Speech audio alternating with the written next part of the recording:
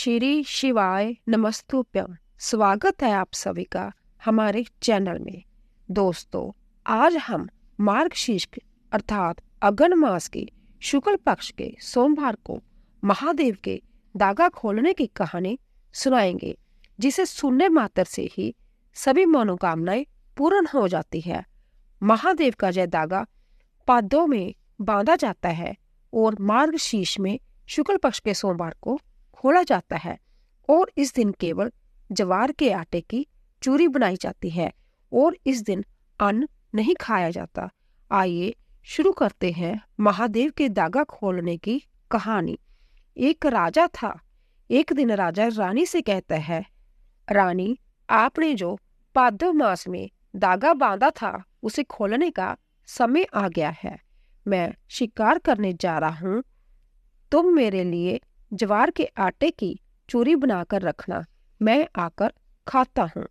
रानी ने अपनी बहू से कहा, तुम्हारे पिताजी शिकार पर गए हैं, तुम उनके लिए ज्वार की चूरी बनाकर रखना। बहू ने कहा, हमारे पिताजी काली काली ज्वार की चूरी खाएंगे। बहू ने गेहूं के आटे की चूरी बनाकर रख दी। जब राजा आया तो उसने चूरी देखी तो उसमें कीड़े मकोड़े चल रहे थे। राजे का सारा राजपाट खत्म हो गया। राजा ने रानी से कहा, रानी, हमारा बुरा समय शुरू हो गया है। राजा रानी ने दुब का तिनका मुंह में डाल लिया और वहां से चल पड़े। रास्ते में उनकी बेटी का महल आया।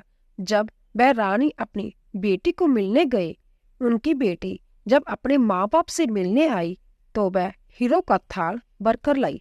जब पास आई तो वह कोयले में बदल गई। उसने कोयले वहीं धरती में दबा दिए। वह अपने माँ बाप को मिले बिना ही चली गई। आगे राजा के दोस्त का घर आया। राजा अपने दोस्त को मिलने के लिए गया। दोस्त की घरवाली का हार मोरनी चुरा कर ले गई। दोस्त की घरवाली ने उनका बहुत अपमान किया। वह वहां से चले गए।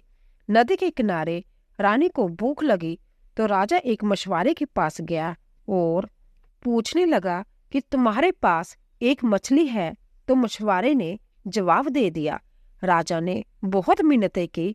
उसने 2 दिन पुरानी मछली उनको दे दी।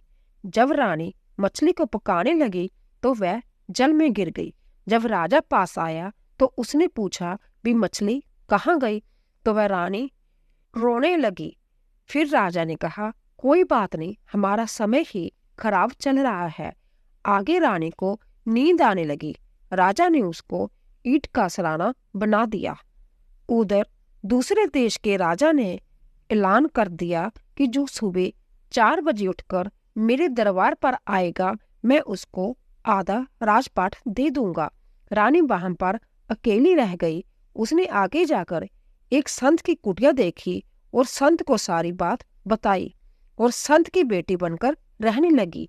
एक दिन रानी ने संत को कहा कि मुझे पिताजी ज्वार का आटा ला दो, मैंने भोलेनाथ का दागा खोलना है। संत सारे गांव में घूम आया लेकिन उसे ज्वार का आटा नहीं मिला। उधर राजा के सेनापतियों ने संत को कहा कि तुम्हारी बेटी को महल में भेजो, राजा को कथा सुनाने के लिए राजा का हुक्म है। इसके बदले में राजा तुम्हें ज्वार का आटा और चूरी दे देगा। रानी ने साफ इनकार कर दिया और कहा कि राजा को कहो कि वह यहाँ आकर कहानी सुन ले। राजा जब कहानी सुनने के लिए आया तो संत ने काली कंबली का पर्दा कर दिया। राजा बाहर और रानी अंदर से कहानी सुना रही है। जब कहानी पूरी हुई तो कंबली का पर्दा फट गया। राजा रानी को सब याद आ गया।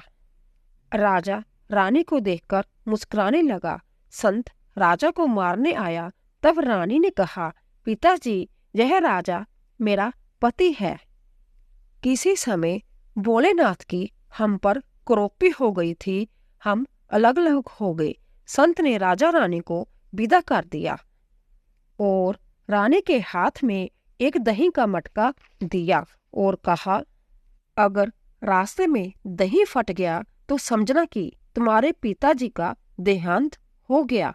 रास्ते में दही फट गई। रानी ने राजा को कहा कि वापिस चलो। वहां पर जाकर देखा तो संत हुक्का पी रहा था। तो रानी ने कहा, पिताजी आप तो ठीक ठाक है। संत ने कहा, मैं तो तुम्हारी परीक्षा ले रहा था कि बेटी बेटे से ज्यादा काम आती है। जब राजा रानी आगे चले तो मछली राजा रानी के पैरों में गिरने लगी। आगे गए तो दोस्त की घरवाली ने राजा रानी से क्षमा मांगी और मोरनी हार वापस दे गई। राजा रानी जब अपनी बेटी के शहर में से निकलने लगे तो बेटी अपने माँ बाप से मिलकर रोने लगी और क्षमा मांगी। जो कोयले धरती में दबाए थे वह हीरे बनकर राजा रानी के पैरों में गिरने लगे।